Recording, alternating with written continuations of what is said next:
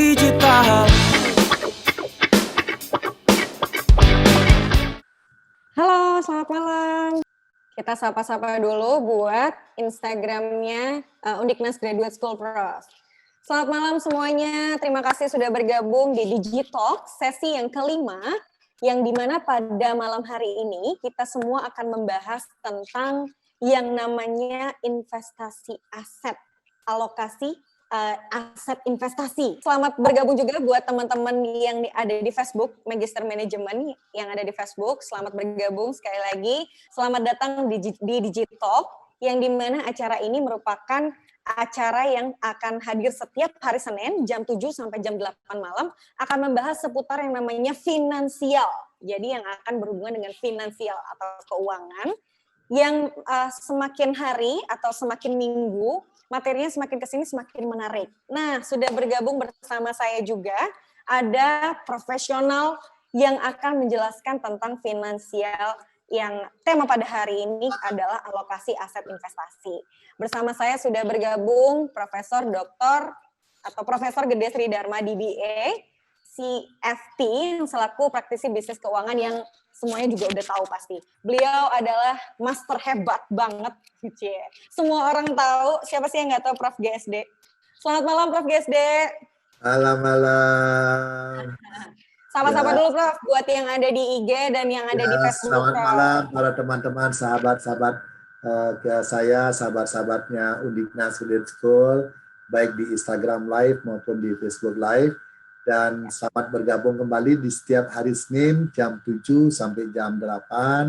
Kita berbagi pengetahuan berkaitan dengan sektor keuangan, pemasaran, operasional, dan human capital yang selalu berlangsung setiap hari Senin setiap minggu ya Dayu ya. Dan ya, betul banget Prof. Tentu Dayu yang akan sebagai moderator. Silakan Dayu.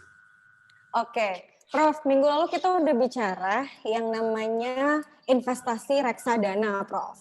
Nah, mengingat pertanyaan yang kemarin itu sangat banyak banget yang request kayak, bagusnya di mana sih, Prof, untuk yang namanya investasi? Apakah di saham, ataukah di misalnya di reksadana, ataukah di mana? Nah, itu kan banyak banget tuh, Prof, pertanyaan-pertanyaan itu. Nah, itu kenapa hari ini kita lebih cenderung atau membahas lebih detail lagi mengenai alokasi aset investasi. Nah, Prof, mungkin sudah banyak banget yang tahu kata-kata alokasi, cuma untuk masalah aset mungkin belum semuanya paham betul ya, Prof. Bisa dijelasin nggak, Prof, sedikit apa sih alokasi aset itu, Prof?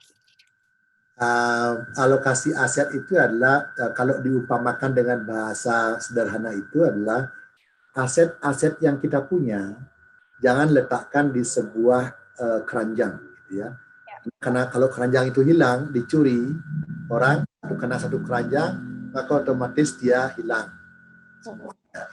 Atau lebih bahasa kerennya jangan simpan telur dalam satu keranjang karena telur itu mudah pecah dan mudah juga dia bervolatilitas gitu ya. Diletakkan dia di beberapa keranjang sehingga otomatis kita mampu mengalokasikan aset kita dengan cara baik. Atau aset-aset itu misalnya kita punya banyak instrumen-instrumen aset, kita alokasikan dia, sekian persen taruh di instrumen A, sekian persen taruh di instrumen B, sekian persen taruh di instrumen C, sekian persen taruh di instrumen D, dan seterusnya, sampai instrumen investasi yang ada itu, atau portofolio yang kita kenal, kita lakukan diversifikasi portofolio, supaya alokasi aset ini menjadi lebih aman. Kalau misalnya aset yang satu naik, kalau yang lainnya lagi turun, kita masih menjadi titik keseimbangan. Jadi nggak semuanya jatuh. Nah, misalnya saham misalnya jatuh, tapi yang lain masih bagus kan, emas bagus, valuta asing walaupun dia terkoreksi suatu waktu, ya masih bisa juga bagus. Ya seperti itulah kita mengalokasikan aset yang kita miliki. Jangan simpan dalam satu instrumen atau portofolio saja, sehingga otomatis akan risiko kehilangan akan menjadi sangat tinggi gitu ya. Sehingga alokasi aset ini sebenarnya keputusan yang sangat penting ya, bahkan terpenting dalam hidup yang harus diambil oleh seorang investor atau kita semua. Ya. Sehingga aset penelitian mengatakan alokasi aset itu Dayu, yaitu menentukan 90% itu sangat ditentukan oleh variasi tingkat pengembalian yang ingin dicapai oleh si investor. Ya. Kan investor nggak tahu ya apa aset kita punya tapi nggak mampu menaruhnya, dikembangkan agar dia aset tumbuh dan bisa berkembang untuk bisa lebih tidak kalah dengan perkembangan inflasi. Sehingga dikatakan bahwa alokasi aset itu adalah sesungguhnya adalah sebuah instrumen atau strategi investasi yang bertujuan untuk membalancekan risiko dan memberikan penghargaan atas usaha kita, atas aset-aset yang kita miliki, sehingga kita benar-benar mendapatkan pertumbuhan aset yang kita miliki dengan risiko yang sangat minim, atau kita toleran sedang berisiko. Risiko kita yang kita dapatkan itu tidak lagi sangat tinggi, sehingga volatil. Ada yang naik, ada yang turun, tidak jatuh semua. Sehingga membalanskan risiko. Nah, itu yang syukur-syukurnya naik semua kan bagus ya. Dan risiko ini yang kita sebut dengan alokasi aset dan diversifikasi portofolio yang kita miliki. Tidak, Yu? Wah, menarik banget ya, Prof. Diversifikasi portofolio, kemudian memilah-milah aset. Waduh, luar biasa, Prof. Prof, kita sapa dulu, Prof, yang ada di Facebook kita. Udah ada yang komentar atas nama Ibu Emma Ratnasari. Selamat malam, salam kenal, Prof, katanya, Prof. Ya, salam kenal kemudian, juga, salam ya. Salam kenal juga dah, gitu. Ya, kemudian ada lagi dari Bapak Wayan Widiase. Selamat malam, Prof, katanya, Prof. Malam. Dan teman-teman lainnya yang baru bergabung. Di Instagram juga ada yang kasih jempol, Prof, atas Instagram account-nya namanya Ivaneka29. Wes, mantap. Saya kasih nambah 2 jempol, Prof, jadi 4. Time for you, gitu. Kemudian ada Dianti Putri, kasih halo gitu mungkin ya. Tadi emotnya gini. Halo gitu. Juga gitu. Oke, Prof. Nah, tadi udah dibahas kan. Kemudian tadi juga udah disentilkan sedikit tentang pentingnya alokasi aset gitu. Nah, kalau misalnya lebih detail lagi, Prof, lebih mendetail lagi, seberapa penting, Prof, mengalokasikan itu? Sangat penting. Kalau kita tidak mau mendiversifikasikan portofolio kita atau mengalokasikan aset kita dengan bagus, itu kita akan menyesal seumur hidup. Hasil penelitian menyebutkan 92% mereka yang sukses karena sukses melakukan diversifikasi portofolio dan alokasi aset. Nah, kalau mereka yang gagal banyak karena mereka tidak mampu mengalokasikan aset yang mereka miliki. Properti aja semuanya gitu kan. Atau deposito sepenuhnya gitu kan. Tidak mampu mengalokasikan aset dengan baik. Jadi kata kuncinya, inilah saatnya kita mengalokasikan aset tatkala pandemi. Karena pandemi ini kan kalau kita mampu mengalokasikan aset dengan bagus, baik dalam bentuk saham yang kalau saham kan dikenal dengan tingkat pertumbuhan pengembalian yield-nya itu sangat tinggi.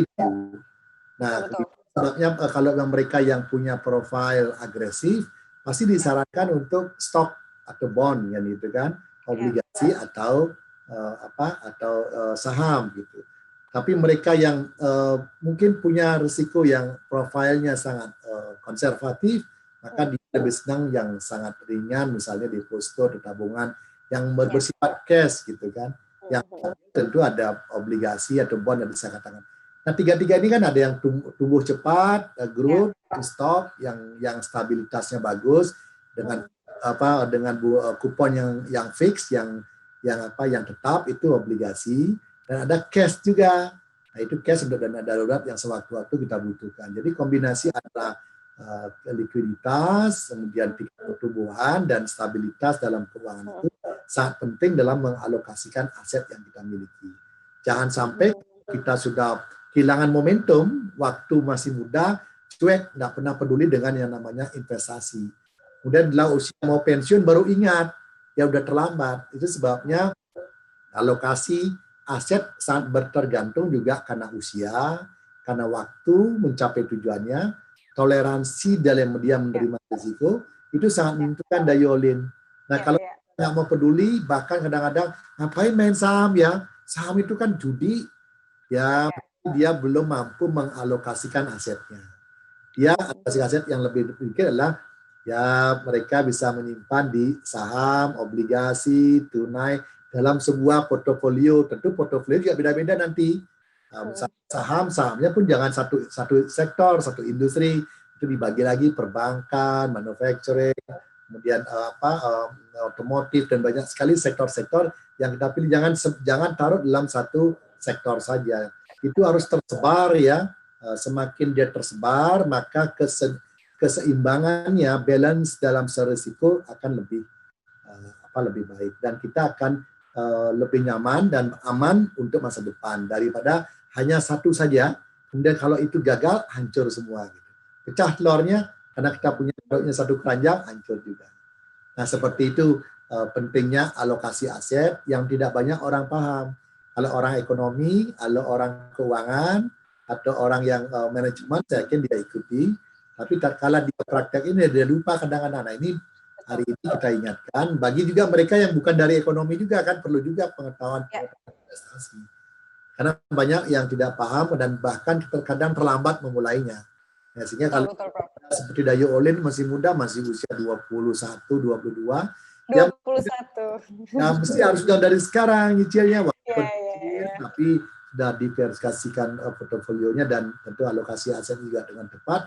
Nanti kalau sudah masanya memetik buah itu akan terasa sekali. Nah ini hasil penelitiannya sangat penting, sangat penting banget. Wow, sangat penting tuh guys, para Smart UGS Friends. Bisa didengar dari Prof-nya sendiri menyatakan bahwa ternyata alokasi aset itu penting banget loh. Nantinya di kemudian hari kalian bisa memilah-milah kemana sih arah pendanaan kalian. Yang nantinya sekarang ditanam dulu, nanti kalian akan petik dengan sendirinya. Nanti akan kalian petik dengan banyaknya. Ya, mungkin dan dengan saya tambahkan Dayu lagi. Ya. Kadang-kadang kan portofolio kita ingin tumbuh terus ya. Ya betul. Tapi dia nggak tahu kadang. Nah, tadi saya katakan dari hasil penelitian itu adalah 92% ditentukan oleh kesuksesan kita mengalokasikan aset yang kita miliki.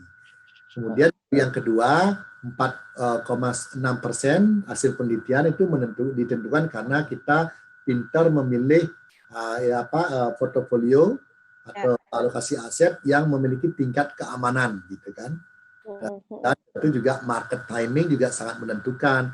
Misalnya harga saham sudah tinggi baru melakukan alokasi aset yang dalam keadaan yang sudah tinggi mahal ya memang nggak ada kata terlambat, tapi kan cuannya akan sangat tinggi. Market timing juga sangat menentukan.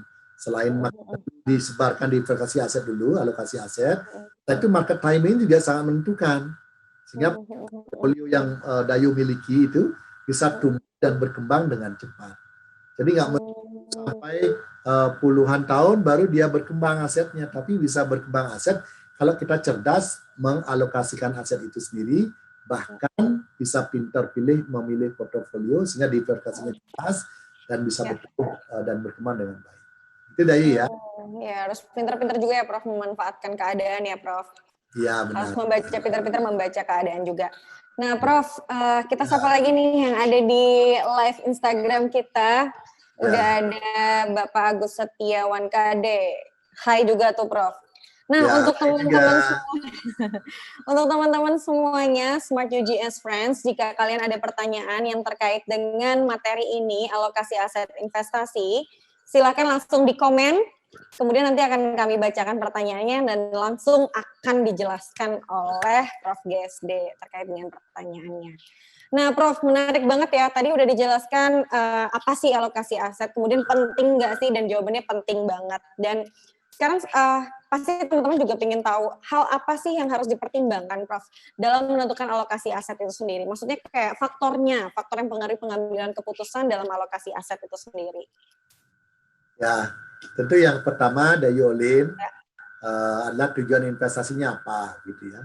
Mau tadi mungkin seringkali anak-anak muda pasti pertama beli mobil, beli kendaraan. Tujuannya harus jelas dulu, beli rumah, kemudian kebutuhan untuk anak kalau dia punya anak, untuk pendidikan anak-anak, dia mau dari SD sampai dia perguruan tinggi, atau mungkin untuk kebutuhan di hari tua atau pensiun dulu, dan terakhir tentu kebutuhan di hari tua. Jadi tujuannya harus diketahui dulu. Kalau udah tahu tujuannya, baru yang kedua adalah jangka waktu tujuan itu keuangan itu. Nah, jangka waktunya mau jangka pendek, jangka menengah, atau jangka panjang. Nah, itu dari kalau udah tahu, oh saya mau jangka panjang, maka saham dipilih gitu kan. Kalau jangka pendek, ya tabungan, deposito. Kalau jangka menengah, ya kita pilih obligasi, dan seterusnya. Jadi harus ada diversifikasi. Kalau mau panjang lagi, ya properti, yang itu ya. Kalau mau yang non keuangan gitu ya. Nah, oleh karena itu harus diketahui juga jangka waktu dari tujuan keuangan, dari investasi itu. Yang ketiga, baru jumlah dana yang perlu diinvestasikan. Kalau semakin besar, semakin bagus. Tapi kalau semakin nyicil boleh nggak kecil-kecil? Kalau rutin tidak, misalnya besar sekali, setahun sekali ya boleh juga. Tapi kalau rutin setiap bulan dengan nilai tertentu, saya yakin dia akan terus berkembang compounding ya kalau kita hitung dengan bunga per bunga. Saya yakin dia akan berkembang, tumbuh, dan bisa menjadi besar. Ini yang mesti harus diketahui. Yang keempat, baru pengalaman dan butuh pengetahuan akan investasi. Jangan sampai hanya ikut-ikutan, nanti investasi bodong takutnya, atau financial technology. Sekarang fintech banyak yang menawarkan investasi yang tidak dipertanggungjawabkan gitu, karena dia punya pengetahuan dan tidak punya pengalaman. Oleh karena itulah saat ini kami selalu memberikan pencerahan dari ya. Dan yang kelima itu juga dipengaruhi oleh faktor usia dan total kekayaan bersihnya. Kalau dia semakin tua, pasti berisiko diversifikasinya pasti aset-aset yang safe haven ya, atau yang aman-aman saja gitu. Semakin muda pasti yang agresif, yang tumbuh berkembang begitu. Karena kalau takut ya dia sudah siap menerima risikonya. Karena mungkin di pelajaran di digital sesi yang ketiga kita bicara bahwa tidak ada investasi yang tidak berisiko. Semua investasi pasti ada risikonya, tapi risikonya kita manage dengan risk management. Kita manage dengan baik. Ini dengan cara adalah alokasi aset dan diversifikasi portofolio. Dan yang terakhir, faktor penentunya adalah ekspektasi terhadap kondisi ekonomi. Kalau ekspektasi kondisi ekonominya misalnya tumbuh 6%, kita mesti harus juga tumbuh aset kita itu di atas 10%. Tapi kalau pertumbuhan ekonominya misalnya seperti sekarang kan tidak tumbuh nih, Pak. Ya kita dapat 4%-nya sudah bersyukur kok. Jadi tergantung dari juga ekonomi makro yang terjadi. Semakin dia semakin tinggi ekspektasi ekonominya, kalau dia misalnya ingin cepat bertumbuh, maka itu juga alokasi aset. Jangan sampai bilang saya ingin dapat kupon, dapat bunga 20%, tapi dia hanya mengalokasikan asetnya di sektor-sektor yang tidak tumbuh dengan cepat, misalnya hanya deposito, ya begitu-begitu aja ya nggak pernah berkembang. Gitu. Nah, taruh aset itu di mungkin sektor real ya, di sektor bisnis kan ada dua, sektor keuangan atau di sektor real. Kalau mau bercepat lagi ya sektor real, berbisnis lah begitu ya. Lebih cepat lagi karena kalau misalnya dia bagus caranya memilih bisnis atau mampu membaca peluang, dia tumbuh biasanya bisnis 20-30% hubungannya. Tapi kalau yang bermain di sektor keuangan yang paling tinggi tentu adalah derivatif, itu future atau opsi. Tapi di Indonesia jarang orang menggunakan, tapi lebih banyak bermain di saham Dayu. Nah, oleh karena itu saham sangat cepat bertumbuhnya. Jangan lihat sekarang kondisi sekarang. Sekaranglah saat memang kalau kita lihat saham ya kita ambil sahamnya, kita beli sahamnya. Tapi saham-saham yang blue chip, saham-saham nanti kita bicara topik ini khusus di sesi yang berikutnya, Pauline ya. Yang pasti adalah kita harus pintar mengalokasikan aset kita dengan cara baik. Itu faktor yang sangat menentukan dalam pengambilan keputusan mengapa kita itu penting dalam mengalokasikan aset kita. Wah, menarik banget ya. Ternyata hal-hal yang esensial, Prof. Karena yang sudah kita bahas juga minggu lalu, setiap apapun tindakan kita itu pasti ada resikonya. Namun bagaimana caranya kita untuk mengatasi resiko tersebut dengan salah satunya adalah mempelajari alokasi aset ini. Prof, ada pertanyaan nih Prof di Instagram kita, Undiknas Graduate School. Sebelumnya ada yang komen lagi, Prof, kasih thumbs up. Ada Ibu Ayu Astuti 87. Kemudian ada Kus 8, kasih thumbs up, Prof. Prof dikasih thumbs up banyak banget nih, Prof. Terus ada pertanyaan dari Bapak Agus Setiawan KD. Prof mau bertanya, saya Agus dari MH UGS. Saya memulai invest saham dari beberapa bulan lalu dengan progres untuk menabung saham dalam jangka waktu 10 tahun. Saya alokasikan pembelian saham pada 2 aset perbankan. Apakah saya perlu membagi aset atau alokasi aset dalam aset yang berbeda seperti yang dikatakan tadi, satu perbankan dan yang lainnya atau bagaimana? Nah, gimana itu, Prof? Ya, dalam saham juga jangan harus melakukan diversifikasi juga ya. Hanya di satu sektor, misalnya sektor perbankan. Kalau mau pilih 3, kalau mau minimal lah 15, kalau saham itu minimal 15 emiten ya. Kita pilih gitu ya, ada 15 untuk bisa membalanskan risiko. Misalnya 3 di sektor perbankan, 1 sektor telekomunikasi, 1 sektor otomotif, beberapa di sektor kebutuhan pangan, kemudian beberapa di sektor farmasi, beberapa. Jadi kita yang memilih tentu ada indeks yang disebut dengan indeks ya. Indeks itu sesungguhnya sudah dimudahkan untuk kita bisa memilih saham-saham yang blue chip. Yang kita kenal ada LQ ya, LQ45, kemudian ada IDX 30. Itu ada 3 emiten yang sudah dinilai bagus oleh Bursa Efek Indonesia IDX ya 30. IDX 80, jadi 80 emiten dari 600 emiten yang ada di Bursa Efek Indonesia yang bagus. Kemudian ada Kompas 100, ada 100 emiten yang nilai bagus oleh Kompas ya, sehingga kita bisa pilih. Tapi mengerucut lagi ada bisnis 27, jadi ada 27 emiten yang yang dipilih sesuai dengan penilaian baik fundamental analisis maupun technical analysis. Jadi kita pilih-pilih sahamnya, jangan sampai kita ikut-ikutan, apalagi kita misalnya nggak punya pengetahuan dan pengalaman, kadang-kadang uang kita amblas ya. Seperti itu yang harus dilakukan.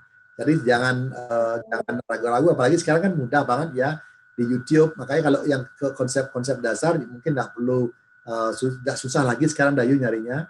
Tinggal nyari YouTube, pelajari, baca, kemudian coba. Akhirnya IG ini tujuannya adalah atau IG Live atau Facebook Live ini tujuannya adalah diskusi tentang yang bagaimana kondisi makro, bagaimana itu udah aplikasi yang kita harapkan sehingga benar-benar kita dicetak atau kita transfer pengetahuan dengan baik gitu. Udah. Baik, terima kasih Prof. Nah, Pak Agus Setiawan mungkin sekiranya sudah menjawab ya pertanyaan dari Bapak Agus sendiri terkait dengan apakah harus 1 ataukah bisa 2 ataukah harus 2 dan lain sebagainya. Kata Prof itu bisa banyak ya Prof, maksimal ada 15 ya Prof ya. Nah, ya minimal 15. Minimal ada 15. Oke. 15. Kalau semakin banyak kan semakin bagus gitu ya. Ya, betul. Ya. Semakin banyak semakin bagus. Minimal ada 15 tuh Pak Agus. Jadi bisa lagi Pak. Mungkin ditambah-tambah terus Pak. Ya. Investasinya Pak. Nah, sekarang Prof kita nyapa dikit nih untuk teman-teman atau Smart UGS Friends yang ada di Facebook-nya Magister Management. Ada Pak Inyoman Kumara, katanya beliau nyimak katanya gitu Prof. Nyimak. Dia kayak dosen Undiknas itu kayaknya. Oh, Bapak ini senior saya gitu, senior saya. Oke, kita harus hormat berarti Prof ya. Ya. Oke, terima kasih semuanya untuk yang sudah bergabung di Magister Manajemen UGS Facebook dan Instagram. Nah, ada lagi Krisna.Mahendra. Kasih thumbs up buat Prof. Tuh dibalas. Itu thumbs up. Itu thumbs up dari Prof. Pak Agus bilang terima kasih Prof gitu. Ya, sama-sama. Prof, lanjut lagi Prof. Nah, tadi kan udah dibahas, disinggung sedikit tuh Prof masalah terkaitan usia Prof terhadap yang namanya investasi. Nah, salah satu metode yang biasa digunakan itu kan konsep perencanaan keuangannya itu terkait aset alokasi sudah pasti your age in bond, ya kan Prof? Ya. Your age in bond. Bisa dijelaskan nggak Prof? Apa sih maksudnya itu? Ya, sesungguhnya semakin muda Dayu dalam berinvestasi di sektor keuangan maupun di sektor bisnis atau sektor real, itu semakin kita banyak punya pengetahuan, punya pengalaman dan akhirnya bisa bertumbuh aset yang kita miliki. Tumbuh dan berkembangnya itu bisa lebih besar gitu ya kalau kita mulai dari sejak muda. Karena kan panjang waktunya kan kalau dalam compounding kalkulasi itu. Kalau semakin N-nya waktunya semakin panjang, maka peluang untuk bisa tumbuh dan berkembang dan kita menjadi kaya itu sangat besar banget. Nah, kita sudah usia tertentu, usia udah 50-an baru berinvestasi agak lama. Sehingga kita sebut usia sangat menentukan. Semakin muda lagi sekali, kalau muda pilihlah program atau investasi alokasi aset itu yang tujuannya untuk jangka panjang. Kalaupun ada yang pendek misalnya, ada tentukan yang mana, dan jangka menengah, jangka panjang. Nah, jangka panjang ini kita harapkan tumbuh berkembang. Jangan lagi di usia 65 udah pensiun, bahkan baru yang pingin yang agresif. Kalau dia berani risikonya hilang uangnya, sehingga masa tuanya menderita gara-gara sudah hilang, kan bahaya juga. Iya, betul. Yang muda hilang sedikit kan punya pengalaman. Dan pernah begini, akhirnya pengalaman itu menjadikan kita lebih cerdas, lebih mapan, lama-lama akhirnya menjadi lebih paham betul. Daripada sudah usia 65, tipenya agresif, langsung dia main saham usia 65, kemudian unlock, naik-naik, karena pendek kan 65, ya kalau dia punya angka harapan hidup sampai usia 80 gitu ya, masih 15 tahun, masih mending ya. Tapi kalau tiba-tiba dia butuh untuk berobat, butuh untuk kesehatannya, kan tidak mungkin karena belum memberikan yield, belum memberikan keuntungan yang cukup ya di atas inflasi, dia sudah mau nggak mau harus dia potensi kerugian atau potensi cuannya sedikit. Tapi harus tanah atau beli yang saham dan seterusnya bisa lebih. Jadi itu yang maksud dengan usia sangat menentukan. Sehingga benar-benar Dayu yang Olin yang masih muda, ayo semakin muda. Maka sekarang kan hasil data yang ada itu di OJK di bawah dulu kan tahun 2018 sebelum pandemi orang mereka yang berinvestasi di saham yang retail itu kurang lebih 1.200.000-an. Sekarang udah mencapai 3 juta Dayu. Jadi udah naik. Sehingga otomatis orang yang retail, yang individu yang bermain saham, khususnya anak muda, milenial sekarang yang melek investasi mereka ternyata. Nah, itu mengembirakan sehingga otomatis nanti bursa efek indeks harga saham gabungan tidak dipermainkan oleh asing. Jadi karena kuat di sini ya kita jadi semakin kuat. Asing kenapa berminat dengan membeli saham di Indonesia karena tingkat pertumbuhannya bagus banget. Ini menarik banget ya Prof. Nah, ini juga sekedar informasi. Bukan dulu waktu Prof masih menjabat sebagai Rektor Undiknas juga Prof sendiri yang pertama kalinya mengeluarkan bursa efeknya Undiknas untuk yang S1 ya Prof, benar ya Prof? Ya, benar. Ya, jadi sampai sekarang pun itu masih juga berkembang. Tapi waktu itu belum banyak yang mau. Iya, waktu itu masih belum banyak karena ya Prof. Di ketakutan yang luar biasa itu kan dianggap main judi. Terus punya betul. itu nggak berkembang.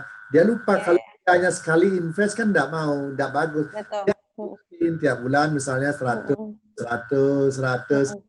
Kita nggak tahu berapa lot kita punya. Semakin atau lembar saham yang kita punya kan semakin peluang untuk mendapatkan yield yang lebih tinggi kan lebih.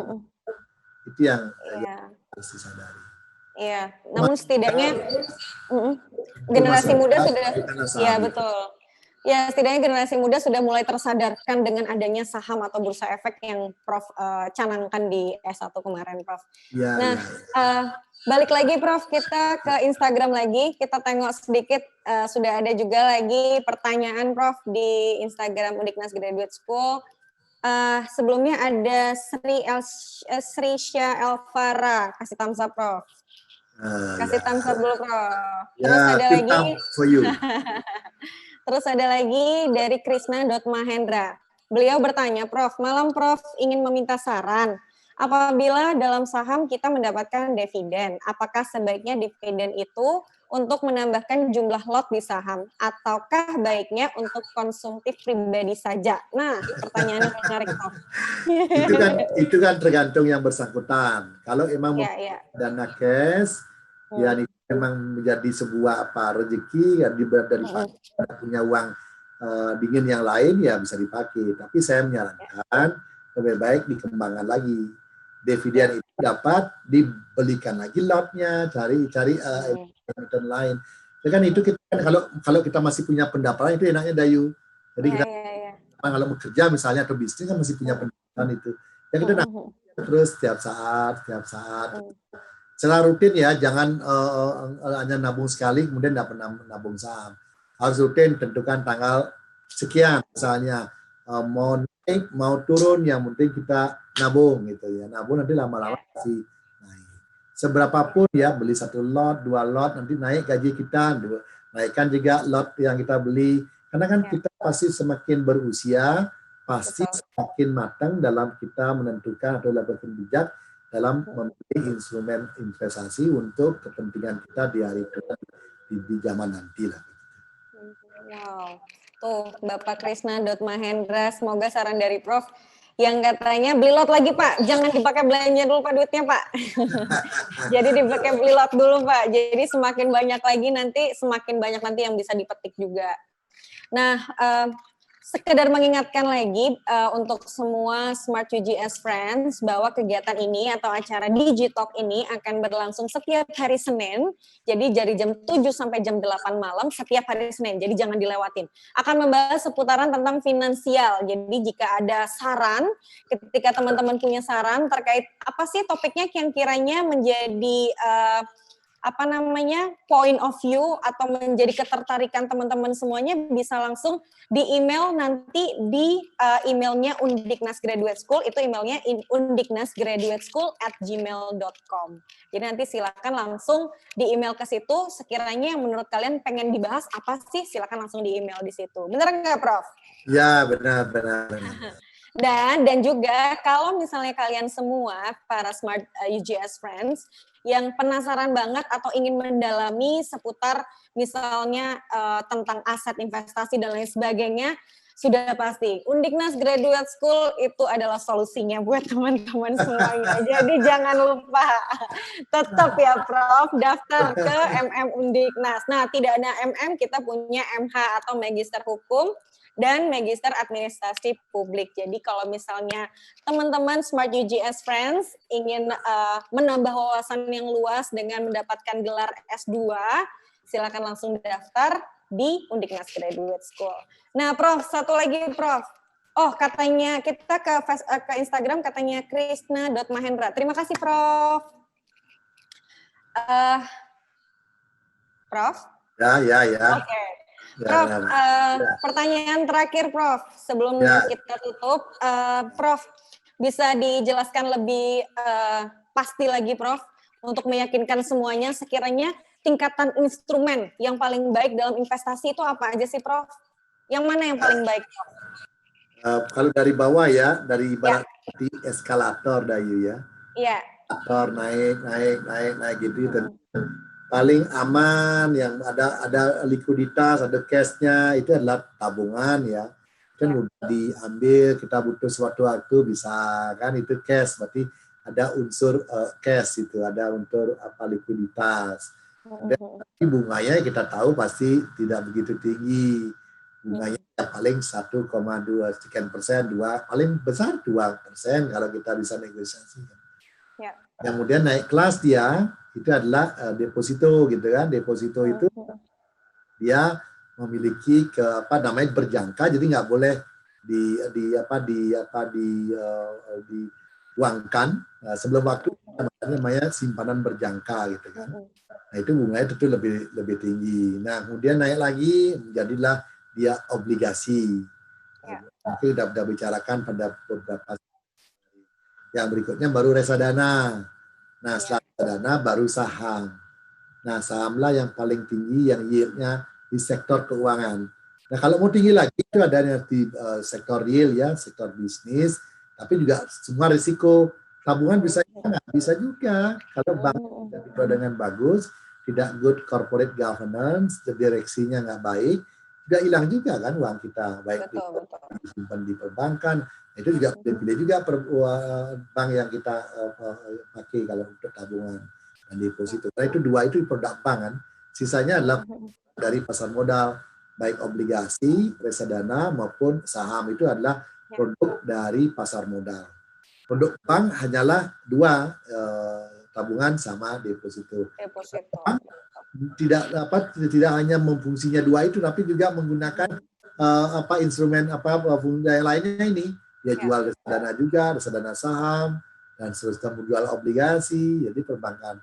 Jadi kabur antara fungsi perbankan, fungsi asuransi, fungsi pasar modal, dan fungsi multi finance banyak. Jadi semua lagi sedang bisa menjual produk mana. Nah, ini yang mesti harus diketahui bersama. Oke, terima kasih banyak Prof. Berarti saham ya, sejauh ini masih saham yang paling terbaik ya Prof? Ya. Oke, saham yang paling terbaik karena itu akan lebih menjanjikan daripada yang lain. Namun juga terlepas sekali lagi ketika misalnya kita mengharapkan keuntungannya banyak, sudah pasti resikonya juga pasti akan setimpal dengan itu. Jadi yang perlu kita pelajari lebih dalam adalah bagaimana caranya kita untuk mengalokasikan aset tersebut dengan baik. Nah, kita lagi balik ke Facebook lagi, Prof. Kita sapa-sapa dulu yang sudah bergabung dengan kita. Banyak banget nih yang gabung, Prof. Banyak banget. Nah, terakhir, tapi cuma gabung, nggak komen, Prof. Selamat, kita sapa aja, Prof. Untuk teman-teman di Facebook semuanya. Terima kasih sahabat-sahabat UJS. Terima kasih sudah bergabung. Atas komennya, ada santonnya. Semoga bermanfaat ya. Saya hanya berbagi bersama Olin. Semoga apa yang disampaikan itu juga bermanfaat. Hitam. Dua jempol untuk Bapak dan Ibu semuanya. Saya tambahin Prof. 4 jempol. 4 jempol buat Prof. Prof, ada lagi nggak kira-kira kesimpulannya Prof untuk alokasi aset itu sendiri? Ada suggest buat teman-teman semuanya sebelum kita tutup acara pada malam hari ini. Yang pertama, mulailah investasi itu sedini mungkin. Jadi jangan menunda, jangan berantakan, saya belum punya uang, gaji saya cuma segini, boro-boro lakukan investasi itu hanya urusan orang kaya aja lah investasi. Kami yang gak punya uang, kami habiskan saja uangnya. Nah itu kalau sudah begitu ya saya menyarankan tolong lakukan investasi agar tidak menyesal di kemudian hari. Lakukan sedini mungkin, secepat mungkin. Semakin dini usianya investasi, maka waktu yang dia butuhkan untuk compounding calculation atau bunga berbunga atas investasi yang dilakukan akan semakin besar. Yang kedua, Dayu, closing statement-nya sebelum kita akhiri, itu adalah utamakanlah investasi dalam bentuk saham. Mengapa? Atau saham atau reksadana saham. Karena kalaupun sekarang lagi bermasalah ya, bukan bermasalah ya karena pandemi ya, mereka harga indeks, harga saham gabungan, harga sahamnya lagi turun. Tapi saat inilah momentum kita untuk menambah bagi yang sudah investasi di saham, tapi bagi yang belum, inilah saatnya kita memulai investasi saham, sehingga nanti tentu jangka panjang ya lewat dari 10 tahun minimal itu akan memberikan yang terbaik. Yang ketiga, jangan lupa mengalokasikan dalam obligasi yang seimbang loh Dayu. Reksadana dan obligasi yang seimbang serta antara reksadana, obligasi, saham, cash untuk mendapatkan pertumbuhan dan berkembang dana yang kita miliki sehingga alokasi dia sempurna. Dan jangan juga menjaga stabilitas keuangan kita. Jangan sampai kita fokus semuanya di obligasi, fokus reksadana, fokus dipakai untuk bisnis di sektor real. Kita nggak sama sekali punya cash, nggak punya likuiditas, uang tunai lah bahasanya. Yang juga bermasalah, dana darurat itu sangat penting. Dan yang keempat, kita mesti harus tahu kapan kebutuhan jangka pendek, kapan kebutuhan jangka panjang, kapan kebutuhan jangka panjang. Jadi kita harus benar-benar mendiversifikasikan portofolio kita dan mengalokasikan aset kita itu dengan bijak. Lagi sekali, jangan simpan telur dalam satu keranjang. Kalau telur itu pecah, maka otomatis keranjang itu pun tidak ada isinya. Nah, oleh karena itu, kalau kita taruh telur itu dalam beberapa keranjang, Kalau pecah semuanya nggak mungkin. Kalau kita pintar memilih alokasi asetnya lebih baik.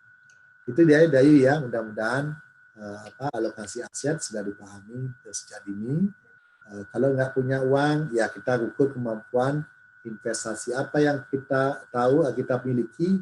Kalau kita punya uang hanya mungkin beberapa begitu. Kalau bisa juga dilakukan diversifikasi dengan baik. Melakukan alokasi aset juga dengan baik. Jadi sesungguhnya sangat penting mengetahui bagaimana cara kita mengalokasikan aset itu. Proses mengalokasikan aset, termasuk juga kapan timing yang tepat untuk melakukan alokasi aset dan diversifikasi portofolio. Oke. Terima kasih banyak Prof. Wah menarik banget nih Prof. Saya kasih tepuk tangan buat Prof dan teman-teman semuanya, tepuk tangan dari rumah. Ayu ya. Prof, sebelum kita tutup kita mau sapa lagi teman-teman yang udah join di Instagram dan Facebook. Di Instagram dulu Prof, ada yang udah kasih thumbs up, ada Ruspati, kemudian ada Budi.yu81, terus ada Ayu Astuti87. Well noted Prof katanya. Terus ada Krisna.mahendra kasih thumbs up. Ada Ayu Tita Paramita kasih mantap Prof. Ada thumbs up-nya banyak Prof. Ada banyak banget. Terus terakhir ada Tita Yanti kasih thumbs up juga. Wah terima kasih banyak buat teman-teman semuanya yang sudah bergabung para Smart UGS Friends di Facebook dan Instagramnya Undiknas Graduate School. Di Facebook juga ada Bu Gong Sri Gorda yang sudah bergabung dengan kita. Terima kasih Bu sudah menonton, sudah bergabung dengan kita. Terima kasih sekali lagi untuk semua teman-teman atau Smart UGS Friends yang sudah bergabung dan meluangkan waktu kalian untuk menonton acara Digitalk pada malam hari ini, yang dimana kita ada di sesi kelima.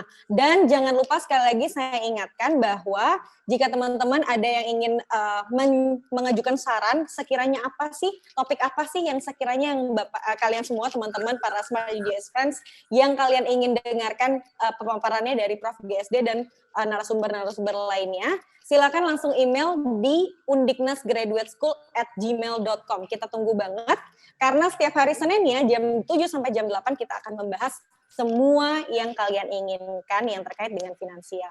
Terima kasih atas perhatian kalian semua. Terima kasih banyak Prof untuk pemaparan pada hari ini yang sangat luar biasa. Sampai ketemu minggu depan ya Prof di hari Senin. Ya, sampai ketemu juga. Sampai ketemu buat teman-teman semuanya. Ya, have a good day, Prof. Stay safe, stay healthy untuk semuanya. Dan satu lagi saya ingin tutup dengan tadi quote-nya Prof adalah jangan simpan telur dalam satu keranjang. Itu yang harus diingat terkait dengan alokasi aset. Selamat malam. Bye-bye. Bye-bye.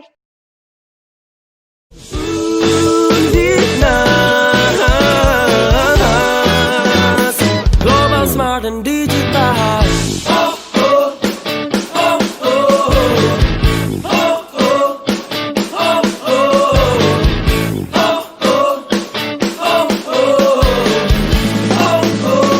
Global smart and digital.